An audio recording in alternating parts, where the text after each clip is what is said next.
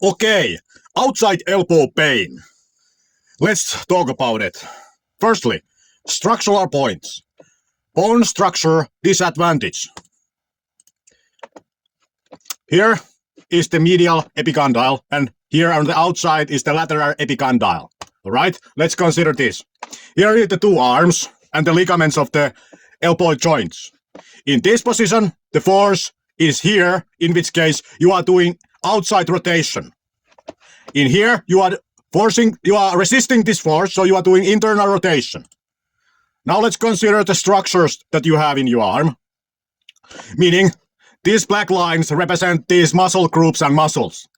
Note that the elbow joint is built so that it has a better ability to resist this force, which happens when you are rotating your hand internally.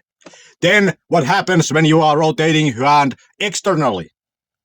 Because this medial epicondyle is higher, relatively speaking, than the lateral epicondyle, the muscles that attach here have a mechanical advantage in helping the internal rotation, which is not the case with the outside rotation, external rotation. So, because they are pulling almost directly to this point, and not like these that they have an angle, they cannot help that much with keeping the elbow together when the arm is doing outside rotation, okay? So that was the first point. Second point, impact versus muscle discrepancy. Let's look at the musculature of the shoulder regarding the internal rotation and external rotation. This information is here from the Wikipedia for the internal rotation and here for the external rotation. So I didn't make this up. These are the external rotation muscles and these are the internal rotation muscles. Look at how big and powerful muscles there are in the internal rotation. But look at how tiny and pathetic the muscles are for the outside rotation. Alright? Then consider this. Now, the discrepancy here is this. If you look at this activity that happens in tennis, when you are hitting the ball so that you have internal rotation element in it, versus when you are hitting the ball so that you have outside rotation element in it. Consider this. Here, hit, internal rotation hit. Let's say you can generate this much internal rotation hit force, meaning when you are doing this, and this much external rotation hit force. Note that the difference is not that much, because most of the power to these motions comes from the rotational forces in your torso, meaning that you are using your body to produce this rotational force in many cases. So, kind of like a boxer, they twist their body and they increase the power they can put into the punches. But note now the external rotation construction force and internal rotation contraction force. Because the musculature is so powerful, which does this internal rotation, the force from the hit is not that much different what these internal rotations could produce just flexing. But regarding the external rotation, the muscles are very weak, but still you can, by twisting your body, produce a big powerful move, which is external rotation. Meaning then that the construction and hit difference is a lot greater for the outside rotation than what it is for the inside rotation. Because the muscles are so weak doing the outside rotation versus the inside rotation, and hence injury is more likely when you do this. If you are using maximal force and high impact, because you are able to produce a great force to it, but the muscle and the bone structure is not built the same way the internal rotation is. You know? Alright, moving on. Then let's consider this. Rotating bones and ligament weakness. So, we have here a picture. And the picture is a bone health picture. Alright, what I mean by this is this.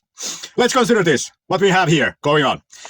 Note that both ulna and radius have a rotating bone end, but ulna rotates in the wrist, whereas radius rotates in the elbow. But now you could say, but wait a minute, ulna being this, here, let's take a closer look what happens here. But ulna doesn't rotate, man. What are you talking about? Ulna does not rotate. Only if we look at here, we can see that the radius bone rotates. Right? What am I talking about? Okay, bone health. Here is red bone health, and here is the blue bone health. Note that the blue bone health sits on the humerus bone, whereas the red bone health sits in your palm. Now, consider what do they observe. You know, when the blue bone health looks at this joint, when this happens, what does it see? It sees this bone rotating, right? Because it's standing on the humerus bone. So it says radius bone is rotating. But then think about what the red bone health sees. It's now standing here in the palm, right? Consider it. What does it see when it stands on the palm? Note that from its perspective, the palm is stationary because it's sitting on it. So, but note that in his perspective, this bone now rotates because he's sitting on the palm. And from his perspective, the palm is stationary. Alright? So the red bone health says that the ulna bone is rotating. Right? Yes, ulna bone end doesn't move in the objective sense, but because the hand rotates, ulna does rotate relative to the hand. You know? There is rotation in this joint because this stays stationary and this moves. So, red bone health reports that ulna spins.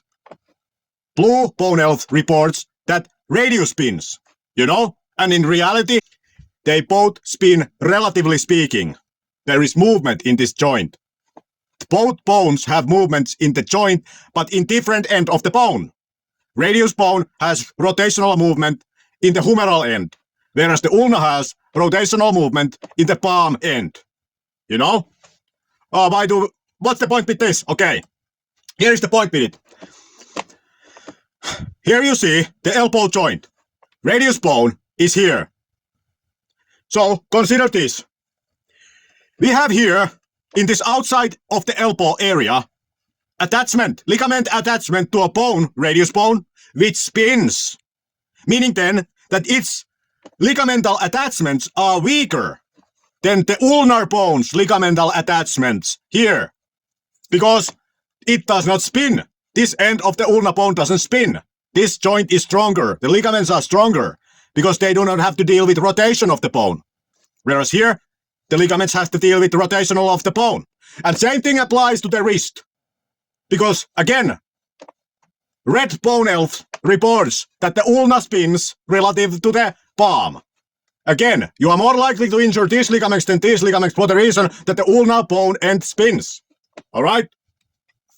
So, that's the key takeaway. Note that these ligaments on the outside elbow side are weaker than the ligament on the inside elbow side, for the reason that the radius bone spins in the elbow, and it is the outside bone.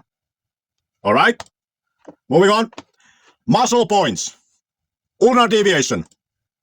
These muscles are involved in the ulnar deviation, and note that the extensor carpi ulnaris attaches to the outside side of the humerus.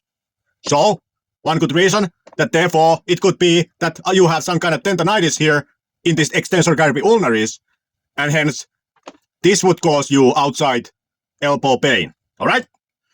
Second point, supinator muscle. Look at the supinator muscle. What is its function? It turns your hand palm up, as you can see here.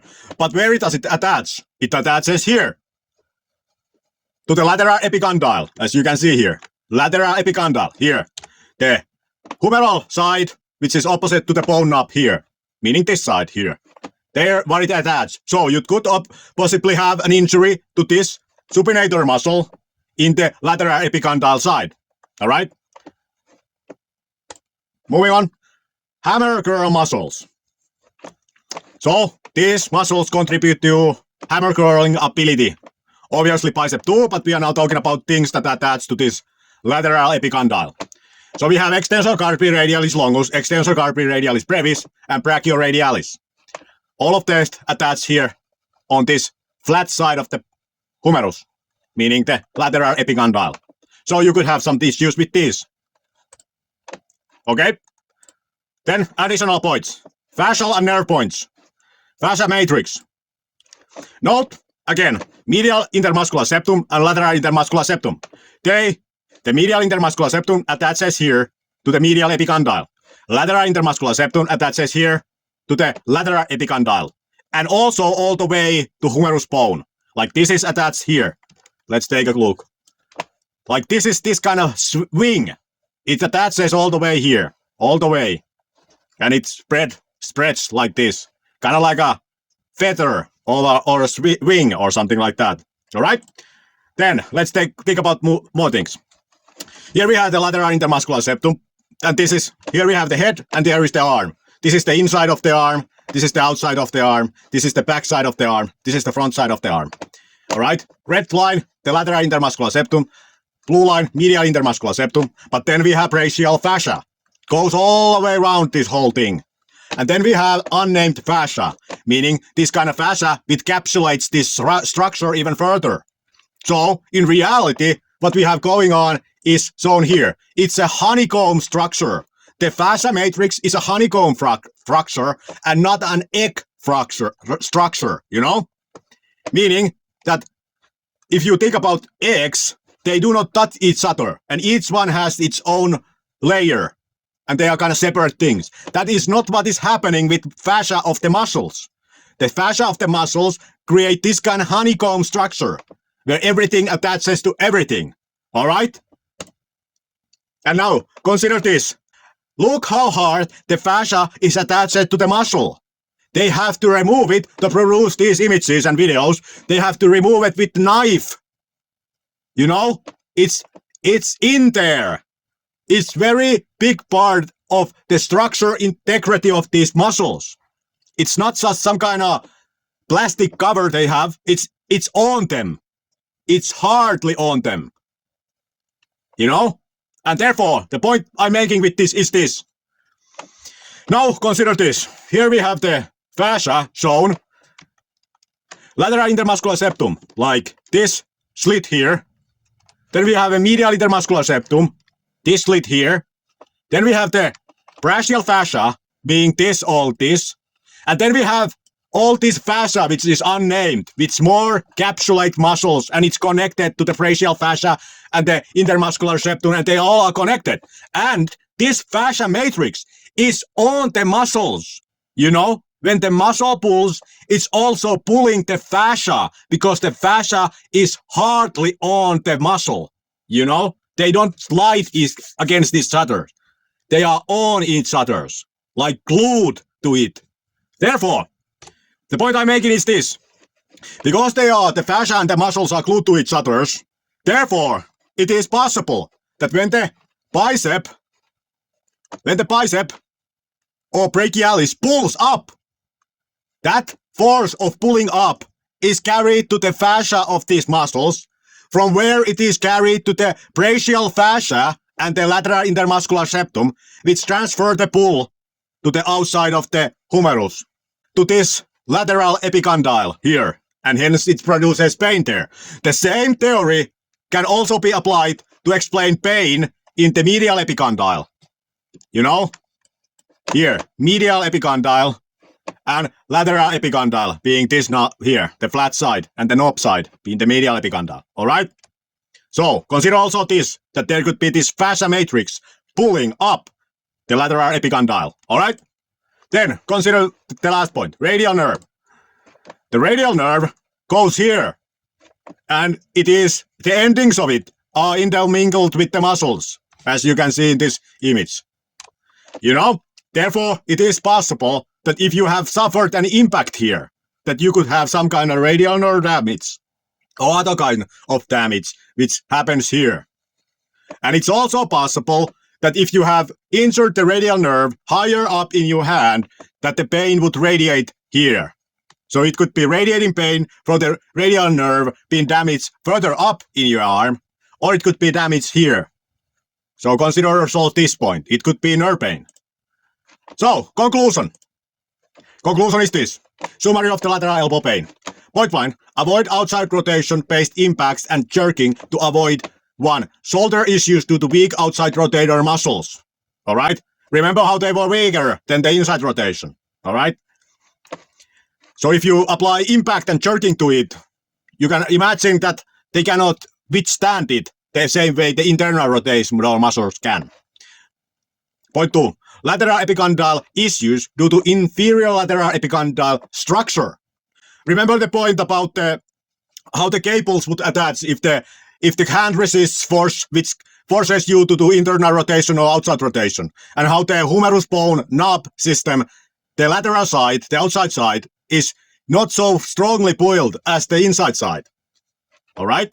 Third, radial collateral ligament issues due to rotating radius bone end caused ligament disadvantage at the lateral side of the elbow. The point I'm making here is you should consider the bone ELF point I was making.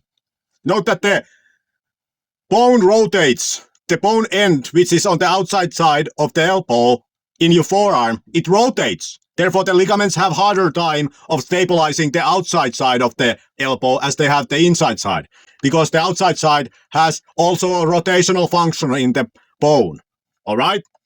Then 2, avoid excessive loads on the 1, ulnar deviation due to possible extensor carpi ulnaris injury. All right? Because it attaches again to the lateral epicondyle, near it. Then 2, supination due to possible supinator injury. Note that the supinator also attaches to the lateral epicondyle. Then 3, hammer grip-based lifts due to possible extensor carpi radialis longus and brevis as well as brachioradialis injury. You know, the tendon to which they all kind of come together might be damaged, and hence you might want to take a deload or do some rehabilitation for these, sake of these. Then, third point, consider that the fascia matrix could pull on the lateral epicondyle due to the bicep brachialis or upper body internal rotators pulling on the fascia matrix. Alright? Then, 4, consider that the radial nerve could be involved and hence look for signs of nerve pain symptoms. And what are nerve pain symptoms? Some kind of tingling, numbness in the general area of the forearm, in the fingers or something like this. So you look like this kind of symptoms to isolate is it caused by the nerve. All right? Information communication has ended.